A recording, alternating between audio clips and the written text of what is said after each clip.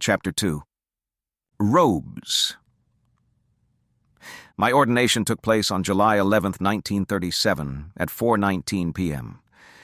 The ceremony was held inside the ordination hall at Chanthanārāma Monastery, which was located on the banks of the Chanthaburi River, not far from Sai Ngaam Forest Monastery where I lived. Chanthanārāma Monastery was the administrative headquarters of the Dhammayut Monastic Order for the provinces of Chanthaburi, Ranong, and Trat, and was the designated ordination center for the whole area. In those days, a stand of large sandalwood trees, from which the monastery got its name, grew beside the well on the monastery grounds. Presiding over my ordination was my preceptor, Venerable Ajaan Sian Uttamo, the monastery's abbot. The Venerable Ajaan Cheui Thongkhamdee was my chanting instructor, and the Venerable Ajaan Lee Dhammadharo was my teaching instructor. I was given the Pāli name Cundo. I was 1 month and 5 days into my 22nd year, and I was the first person for whom Ajaan Lee Dhammadharo chanted a part in a monk's ordination ceremony. I still remember Ajaan Lee's instructions to me on that occasion. You are a meditation monk. The primary work of a meditation monk has been assigned to you today at your ordination.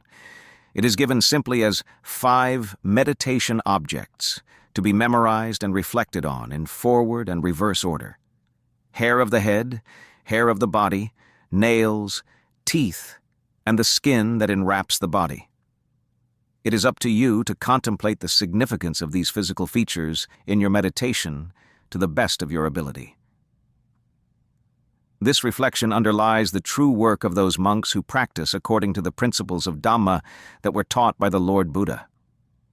These 5 body parts are to be contemplated at length until you become aware that the body's true nature is neither inherently beautiful nor desirable, but instead that it is fundamentally unappealing, changeable, unsatisfactory, and thus should not be seen as belonging to you. These 5 parts form the external, visible features of the human body, the appearance of which can arouse lust and attachment in the mind.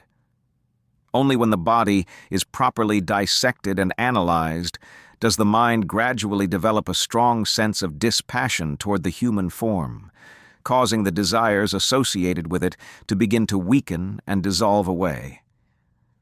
The mind is then free to devote itself to subtler aspects of meditation in search of more lasting and worthwhile forms of happiness. Following the ceremony at Chanthanārāma Monastery, I returned with Ajaan Lee and Ajaan Gongma to Sai Ngaam Forest Monastery, where from 1937 to 1939 I spent my first 3 Rains retreats as their student. Those 2 Ajaans had been Dhamma friends for many years. Before they first met, Ajaan Lee had already ordained as a monk at the temple in his home village. When he heard that a wandering Dhutanga monk was camping out in the local cemetery, he went to pay his respects and ask him some questions. Ajaan Lee was inspired by the Dhutanga monk's demeanor, which was so different from the other monks he knew. Ajaan Lee asked the monk who his teacher was. He replied that his teacher was Ajaan Buddhadatta, who at that time was staying not far away at Burapha Monastery in the city of Ubon Ratchathani. Ajaan Lee then traveled several days on foot to reach Burapha Monastery, where he met Ajaan Mun for the first time. He formally paid respects to Ajaan Mun and asked for his guidance. The advice that he received showed him the way forward in his meditation practice. It was there at Burapha Monastery that Ajaan Lee made the acquaintance of Ajaan Gongma, who was already an accomplished student of Ajaan Mun. Eventually, Ajaan Lee convinced Ajaan Gongma to take him wandering in the regional forests to search for secluded places to meditate. During their travels, Ajaan Gongma's teachings on the Dhamma at various levels impressed Ajaan Lee, especially when Ajaan Gongma spoke about the results he achieved during the years he practiced under Ajaan Mun's guidance. He explained the body contemplation methods that Ajaan Mun taught and the profound results he gained from their practice, which inspired Ajaan Lee to increase his diligence in meditation. The two friends eventually returned to Ajaan Monastery, where Ajaan Lee made the decision to take a second ordination with the Dhammayut Monastic Order, the order to which Ajaan Monastery belonged. Ajaan Monastery arranged for the ordination to take place at Burapha Monastery on May 27, 1927. After following Ajaan Monastery for many years, and later wandering Dutanga alone through numerous Thai provinces, Ajaan Lee departed the country's northeast region. He walked around the eastern foothills of the Sangkambeng mountain range that separates the northeast from the southeast region of Thailand, and, proceeding south, he walked through the forested slopes of Soi Dao Mountain and entered the southeastern province of Chanthaburi for the first time in early 1935. Ajaan Lee settled in Chanthaburi province, where he began to teach Dhamma to the lay community. Many of the local inhabitants were so enthusiastic about his Dhamma talks that they arranged a place nearby for him to spend that year's rains retreat. His residence soon became known as Cundo Ngaam Forest Monastery. As meditation gained popularity with increasing numbers of people in Chanthaburi, Ajaan Lee's teaching burden increased since he was the only meditation monk available in the area to guide them. This situation prompted Ajaan Lee to write Ajaan Gongma, asking if he could join him and assist him in teaching the laity. After receiving approval from his teacher, Ajaan Singh, Ajaan Gongma traveled to Chanthaburi and started giving the locals instructions in the virtues of kindness and generosity, proper moral behavior, and meditation. When Ajaan Gongma first arrived, Ajaan Lee escorted him to Na Yai Am village at the request of the district head, who wanted to set up a forest monastery there.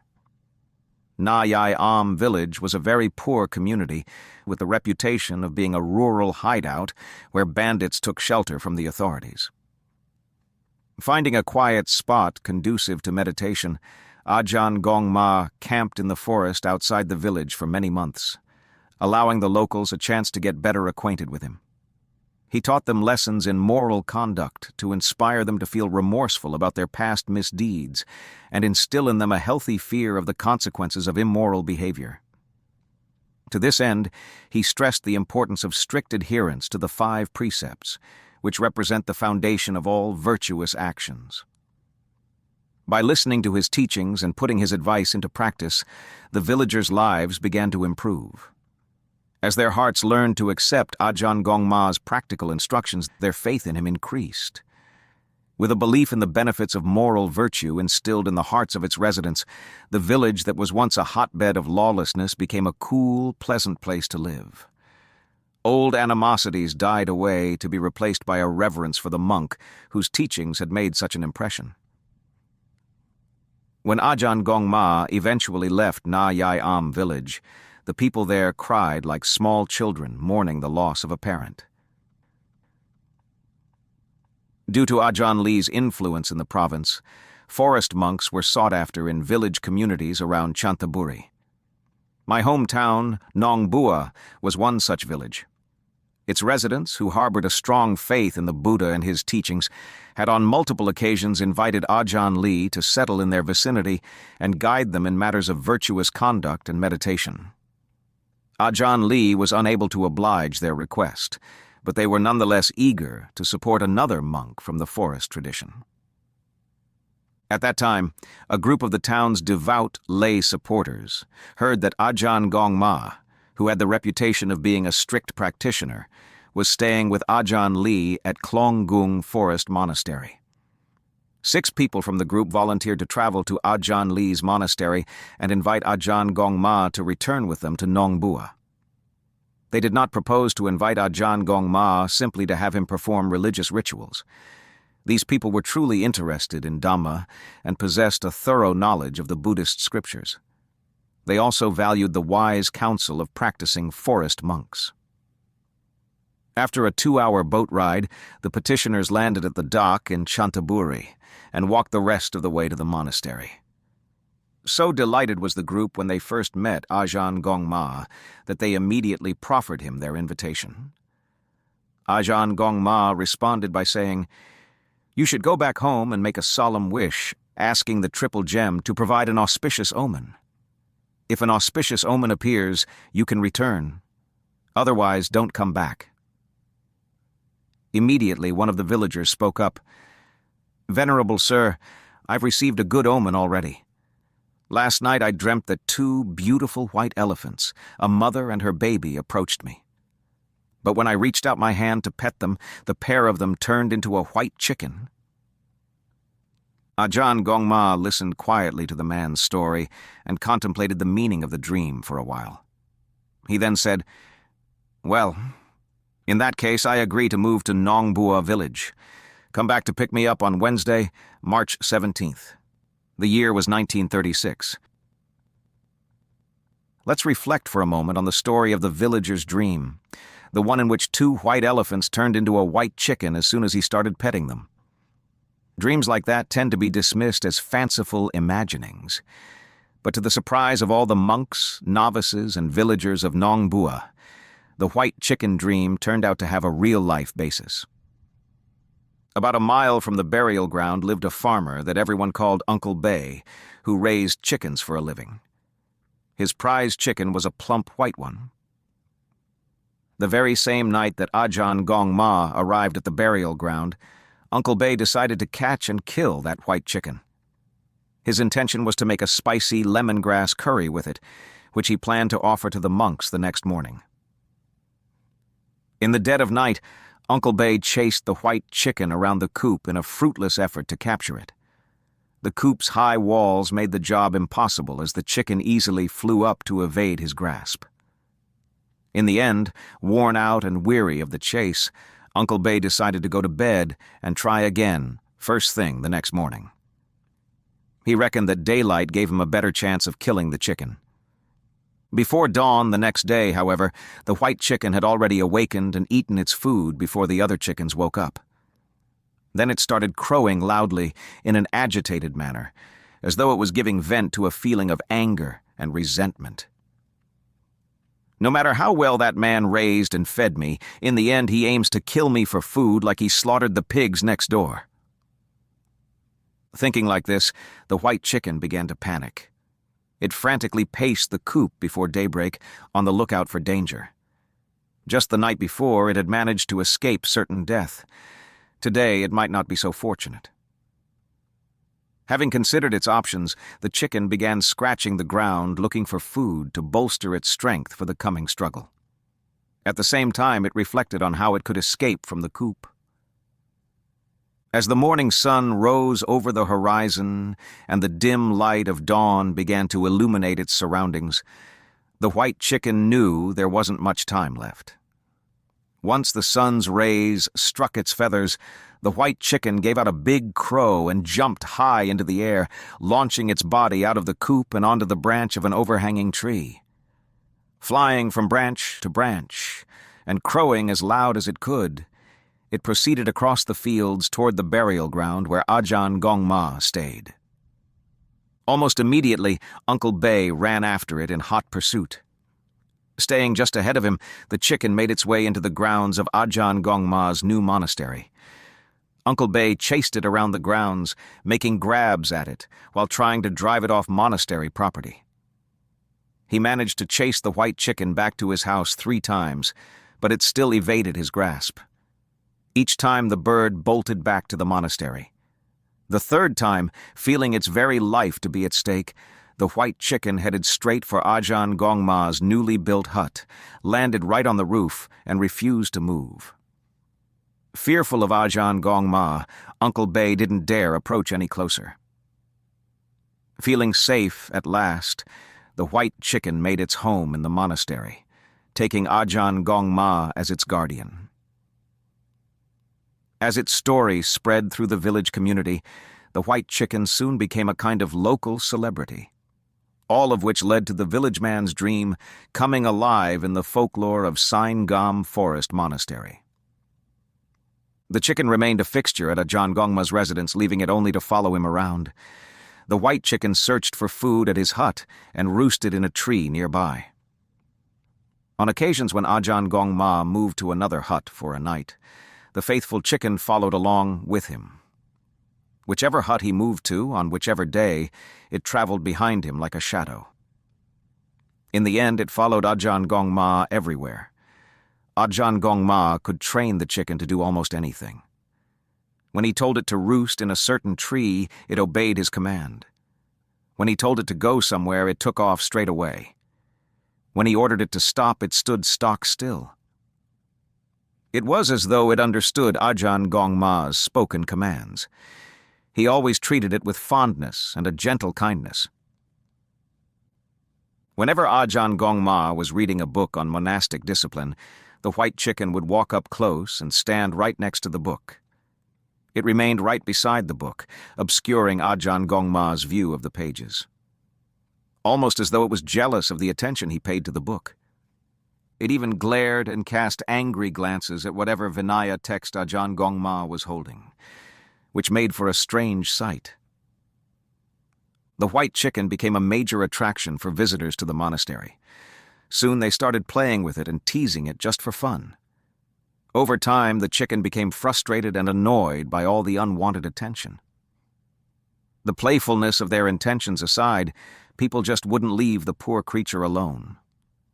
Eventually, it couldn't abide the constant intrusions any longer and began to strike out at its tormentors by kicking at anyone who teased it. Before long, everyone got the message. Whoever disturbs the white chicken gets kicked. But its kick could be dangerous, especially to toddlers and small children, because the chicken had long, menacing spurs on its feet, capable of causing injury.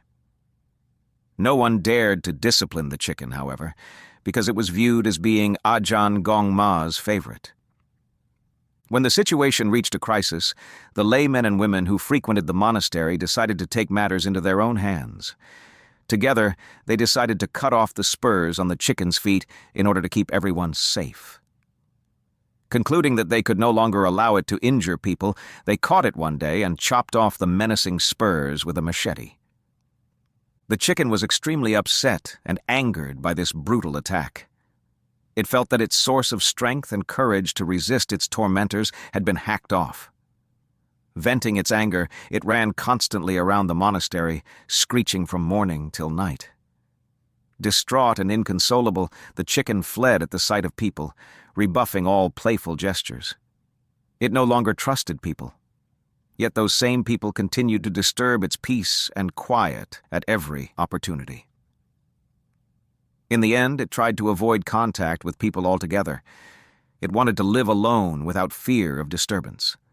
Its body and mind could relax only when it was perched high up in the branches of a tall tree. But no matter where it went to hide, people searched until they found its hiding place. At last, heartbroken, it decided to return to Uncle Bay. One day it walked home, crestfallen, with its head hanging low to the ground, and never returned. The incident with the white chicken caused a lot of Ajaan Gongma's lay supporters to change their attitude towards animals. Some of them gave up killing animals for the rest of their lives. Some made steadfast resolutions to uphold the moral precepts till their dying day. Some felt guilty and came to regret the things they had done to the white chicken. The whole episode was incredible. It was like a dream that comes true. A local man dreamed that he had 2 white elephants, a mother and her infant, which represented Ajaan Gongma and the novice monk. Upon petting them, the elephants turned into a white chicken. Shortly afterward, a white chicken shows up at Ajaan Gongma's new monastery. This occurrence made a lasting impression on the local people, which caused them to reflect on its deeper significance. Might it be possible that a person of great merit and accomplishment will come to Sai Ngaam Forest Monastery? Someone who ordains as a monk and attains the highest level of Dhamma, becoming pure and unsullied like the white chicken's feathers? Similar to the fearless white chicken, this person will be brave and determined in the practice of Dhamma. The white chicken must be an auspicious sign, one that portends the appearance of a powerful white elephant in the realm of the Buddha's teachings. As word of these events spread, the residents of Nong Bua village began to believe that the white chicken story was a good omen, indicating that Ajaan Gong Ma would attract outstanding disciples to ordain with him at Sai Ngaam Forest Monastery. But oddly enough, even though I lived right there in Nong Bua during the period of this incident, I knew nothing about it. I was obviously too busy having fun in my youth to take any notice. On the other hand, of all the many monks who ordained with Ajaan Gong Ma at Sai Ngaam Forest Monastery, I was the very first. Therefore, the story of the white elephants becoming the white chicken was particularly relevant to me, although I'm probably not the chicken. I was still quite young when I entered the monkhood. I started my first rains retreat lazy, loud, and difficult to teach. Mainly, I avoided others and slept whenever I had a chance. By the middle of the rains retreat, I began to realize that it was inappropriate to be so stubborn and lazy. Feeling ashamed, I took to scolding myself. Where did this idleness come from? Every day I eat the food that the villagers offer to monks out of faith in us. And yet how do I repay them? By being lazy? I don't deserve their faith and respect. Before leaving lay life to become a monk, I worked very hard. I rowed my boat non-stop day and night. Now that I'm a monk, why am I suddenly a no-good, lazy bastard? I'm really no different from the good-for-nothing idiot who's too lazy to work to earn a living. I don't deserve people's respect. And yet the faithful pay their respects to me and offer me food because they think that I am a virtuous monk. In the end, I cursed myself. You bastard! What kind of a monk are you? How dare you let people bow down to you when you can't even meditate as well as some of the elderly folks in town? Why did you bother to become a monk anyway? After berating myself for being useless, I was fired up and ready to do battle and overcome my shortcomings. Searching for a means to fight against the ignoble side of my character that made me lazy, weak, and worthless. I sat down to meditate, repeating the meditation word Buddho with the same serious-minded purpose that I'd always done things before laziness took hold of me. I thought, before I ordained, I said that I would never back down from anyone. But now, I back down from my own weaknesses so easily that I've become their obedient slave. Is this feebleness something to be proud of? Hell no. Okay, that does it, I thought. I won't give in, even if it means death. From now on, I will take the Buddha as my example and practice with an earnestness similar to his. I vow to adopt the same diligence in my meditation practice that the Buddha's Arahant disciples did in theirs. From now on, I will refuse to back down when confronted by my internal enemies. From the moment I took up Buddha meditation in earnest, my attitude toward the monastic way of living totally changed. Whether I was seated in meditation or pacing back and forth on my meditation path, the effort I exerted was forceful and unrelenting. Ajaan Gong Ma taught me to practice walking meditation by pacing back and forth along a straight line between two well-marked points, located 30 to 40 paces apart and laid out at a quiet and secluded location in the forest. His instructions were to stand erect and alert, with hands joined just below the waist, the palm of the right hand overlapping and clasping the back of the left. While walking, the eyes should be kept focused on the ground a few paces ahead. I was told to walk diligently back and forth along the path, pivoting at each end and then returning.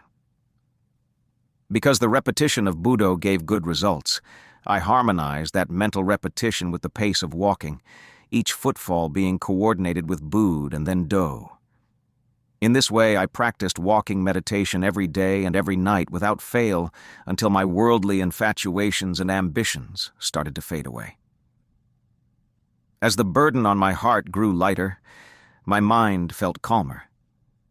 Sometimes I became so absorbed in meditation that I walked 3 or 4 hours at a stretch without a break, oblivious to the time of day or changes in the weather. By the end of my first rains retreat, I had spent so many hours doing walking meditation that the earthen path I walked on started breaking apart from continuous use. Whoever claims that the development of virtuous, mental qualities does not demand the sacrifice of every ounce of energy for the sake of the highest good, that person doesn't know what he's talking about. How can sacrificing your life for the sake of moral excellence not entail expending valued time and energy? Far from what people might think, development in Dhamma requires giving the endeavor everything you've got, until nothing's held back, and no more energy remains to throw into the effort. As the momentum of my meditation gathered pace, I sought fresh contemplations to stimulate my mindfulness. For instance, I began reflecting on death. Can people who are wealthy and have many material possessions take any of that stuff with them when they die? No. Regardless of what efforts a person has made to be successful in life, all their possessions and their worldly achievements are lost at the time of death. All things appear and disappear. They never last. When monks are invited to officiate at a funeral ceremony, they perform the ritual of taking robe-making cloth from the coffin of the deceased.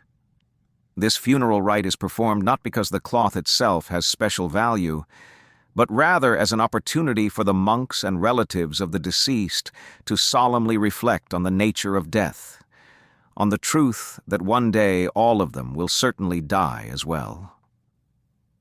As the monks take the cloth, they chant anicca vata sankhara.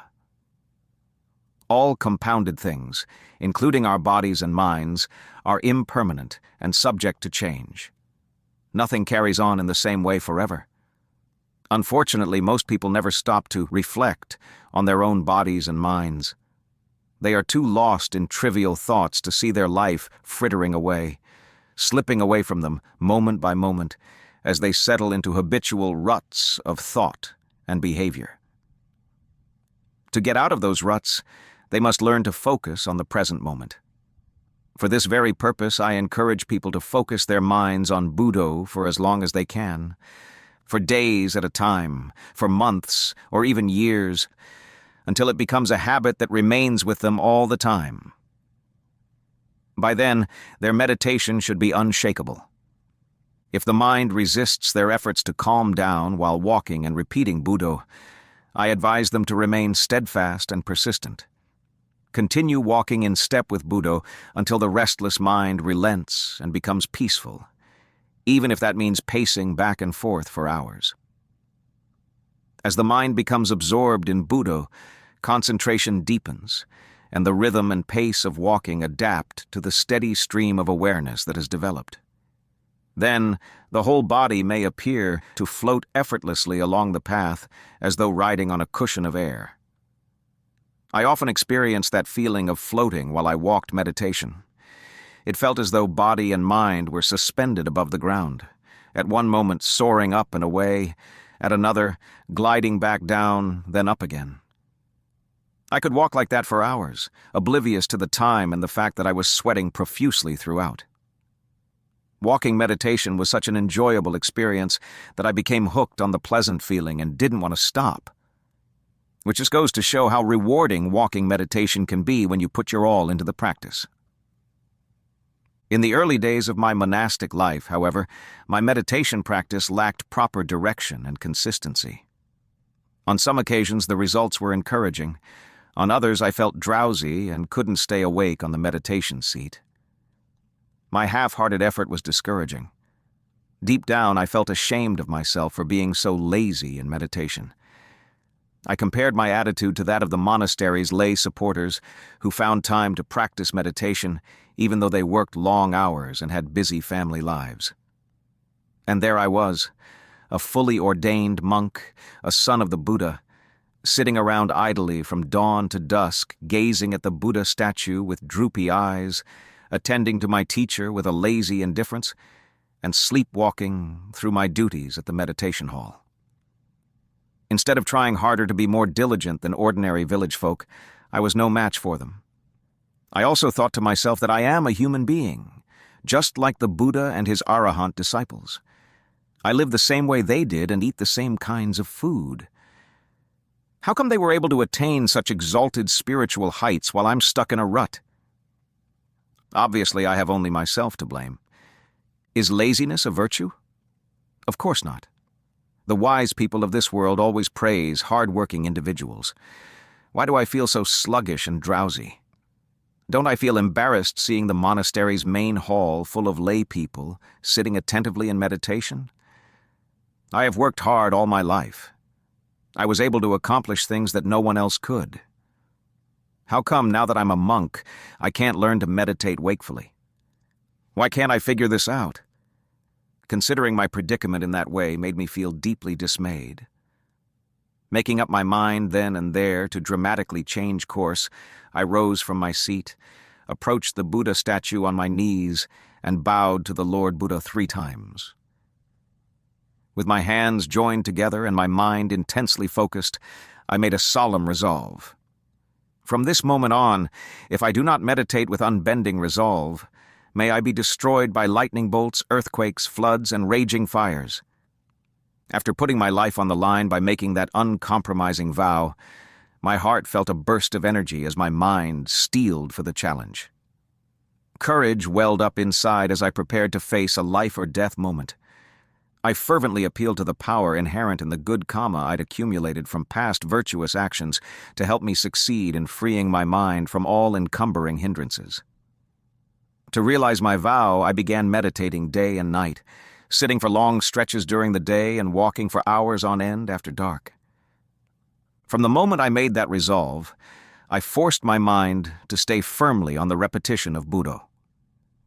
I had come to the conclusion that, for me, focusing on Buddha was preferable to focusing on the breath as an object of meditation, because my mind drifted too easily between the in and out breaths. From the time I awoke in the morning until I fell asleep at night, I made my mind think only Buddha. Thus, Buddha became my sole preoccupation. All other concerns were irrelevant. Maintaining such a single-minded focus was a struggle. I had to force my mind to be with Buddha each and every moment without interruption. When my attention began to slip, I quickened the pace of the repetition. Buddha, Buddha, Buddha, faster and faster, leaving no opening for other thoughts to gain a foothold. At times I hammered away like that for many hours without moving, but my mind still refused to reach a calm and concentrated state. I then cursed myself. You bastard! When there's fish, you eat fish. When there's shrimp, you eat shrimp. When there's duck, you eat duck, too. Chili sauces and curries and syrups and sugars, you get to eat them all. So why the hell won't you work for me? Whether I was seated in meditation, doing walking meditation, or performing daily chores, the word Buddha resonated deeply within my mind at all times. As I've mentioned, by temperament I was always bold and uncompromising, and this tenacity worked to my advantage.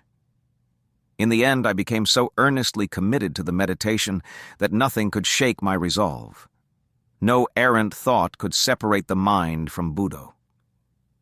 As it happened, that was the only way I could quiet my mind and attain samadhi. Having staked my life on the solemn pledge I took, I could not let up or give in.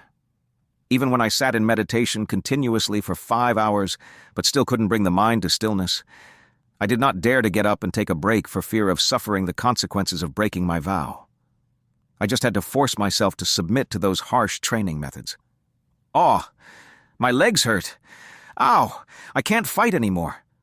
Oh, I'm getting up in another half an hour. I'm done. This is awful. I needed to battle that internal discord. A warrior must fight. There is no other way to achieve victory. Practicing meditation earnestly to attain deep calm and concentration means being totally committed to the work at each stage of the practice. Nothing less than total commitment will succeed. To experience deep levels of samadhi, meditators cannot afford to be half-hearted and listless, forever wavering because they lack a firm resolve to guide their practice. Meditators without a solid commitment to the principles of practice can meditate their entire lives without gaining satisfactory results. When, with supreme effort, My mind was able to let go of everything and drop into samadhi. The experience was an indescribably amazing, silent, and smooth stillness of mind. That stillness was accompanied by an incredible feeling of lightness and buoyancy that made my body feel as though it was hovering in midair. I was conscious of a similar sense of floating when walking on the meditation path, as though I was flying above the path. My meditation soon reached a point where I could walk all night without sleeping. Eventually, the meditation path became so worn down and broken apart that the monks would look at it in disbelief. They couldn't understand how 2 feet could exact so much punishment on the sandy soil beneath them. But how could it be otherwise when I continued to walk night after night without stopping to rest? Resolutely safeguarding my vow involved exerting myself to the limit of my endurance, and then pushing beyond it. My determination was so strong that nothing would deter me. If eating became an obstacle to fulfilling my vow, then I just wouldn't eat. If keeping the vow meant death, I was prepared to die. I would not back down. When, with all my determined effort, the mind still refused to converge into samadhi, I'd counter with an even more potent vow and increase my exertions. This boldness became so much a part of my practice that Ajaan Lee began warning people, "Don't dare challenge Tanjia. He won't give in to anyone, not even the devas. He'll accept anyone's challenge."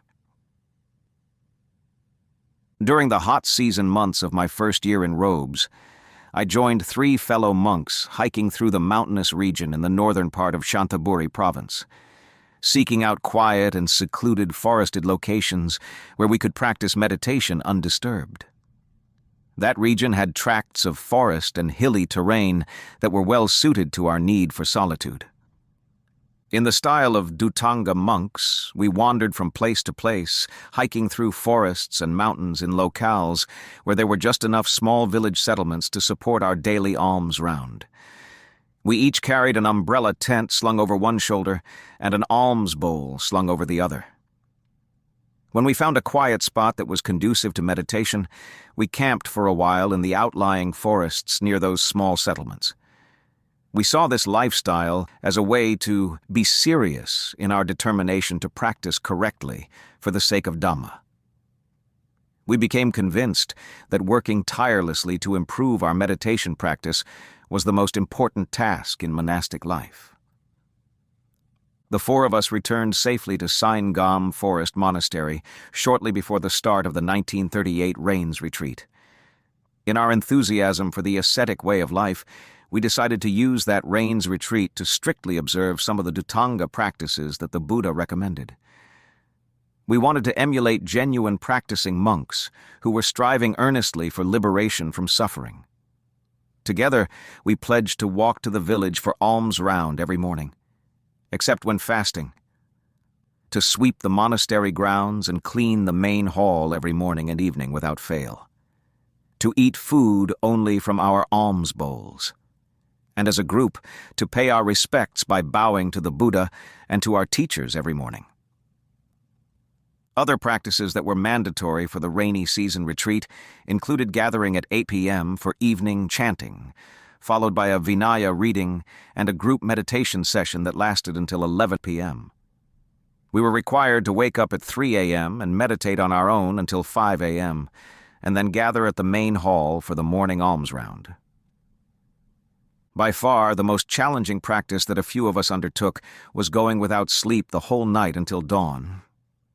Of all of us, I was the most committed to this practice, as I made a solemn vow from the very beginning not to sleep at night throughout the entire 3 months of the retreat period. Following the potency of my previous vow, I bowed deeply to the Buddha, Dhamma, and Sangha, steadied my mind and focused it inward, repeating silently to myself, "I vow through the power of the Buddha, Dhamma, and Sangha not to sleep during the hours from dusk to dawn every day for the entire 3 months of this rains retreat. Should I break this vow for any reason, may I be destroyed by lightning bolts, earthquakes, floods, and raging fires."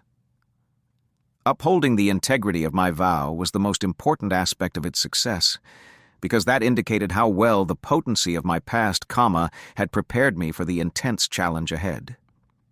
Karmic strengths and weaknesses are crucial factors in meditation, because the moral quality of our past actions largely determines the strength and depth of our meditation and reinforces our readiness to persevere through hardships and difficulties without giving in. In that way, our capacity to carry out a vow relies on an accumulation of inner worth, which is based on the good merit we have made. The cultivation of inner worth is an important aspect of how effectively we can overcome the obstacles we face in intensive practice. Being able to stick with a demanding challenge indicates a high level of virtuous karma, a degree of excellence which those who fail the challenge tend to lack. In truth, it's not easy to succeed. Most people fail. It's easy to make a solemn vow, but extremely difficult to put your life on the line to realize it. I admit I wasn't mentally prepared for how difficult it would be to forego sleep every night. My whole life I had routinely laid down to sleep at that time. When suddenly I had to stop and stay awake instead, my body struggled to adapt. Some nights I wanted to collapse on the floor and pass out. But by repeating Buddho with unrelenting determination, I managed to enter samadhi and go long periods without sleep.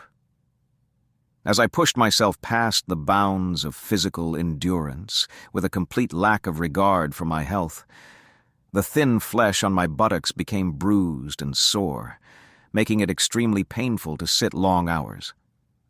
But I had the strength of a bull in those days, and a temperament to match. Consequently, I devoted the entire rains retreat to meditation without spending a single moment lying down to recuperate. Despite the pain and difficulty I endured, never once, day or night, did I lie down to rest. I hardly slept at all either. I took short naps in the daytime, sitting up and leaning my back against a post, but only to give me enough rest to stay awake all night. I always felt drowsy in the morning when walking on alms round. But I doggedly resisted the fatigue and pushed on, fearing the consequences should I fail to escape from the world of samsara and fall again into human existence with its suffering, constant change, and certainty of death and rebirth. During my 3-month-long quest to abstain from sleep, I experienced nights when the conditions in my meditation were just right.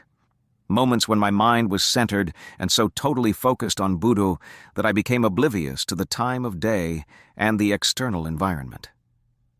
No images or visions appeared in the mind at all. When the mind was free of distraction and fully concentrated, a refined awareness was all that remained, standing out prominently on its own. Occasionally, feelings of body and mind ceased altogether, leaving an incomparable stillness in their place.